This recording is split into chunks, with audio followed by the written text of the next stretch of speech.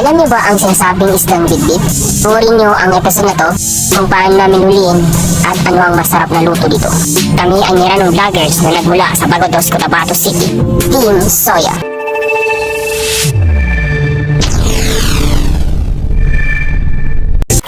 Assalamualaikum warahmatullahi ta'ala wabarakatuh. What's up mga kasoya? So samahan niyo kami sa episode na to kung saan kami ay mga ngawil dito sa loob ng palaisdaan, dito banda sa Imbornal kung tawagin. Ito yung pasukan ng tubig at labasan ng tubig dito sa loob ng palaisdaan.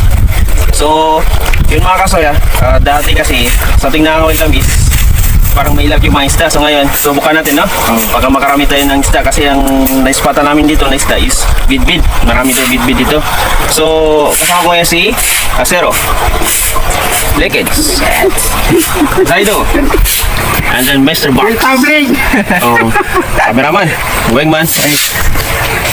Okay, ang unit code, yat din. So, ang gamit namin na kawil is may kawayan, then may nylon at saka may sima. Pang-proof.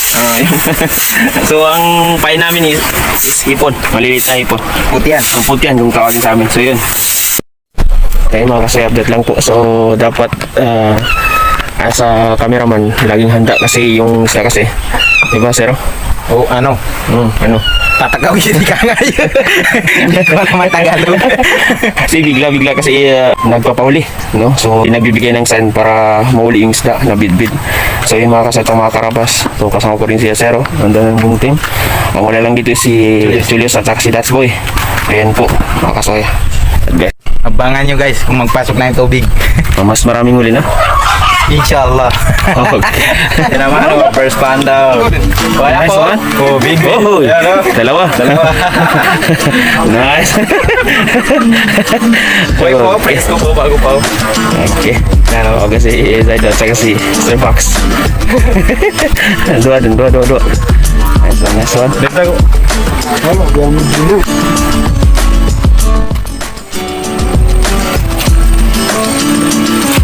Nice one.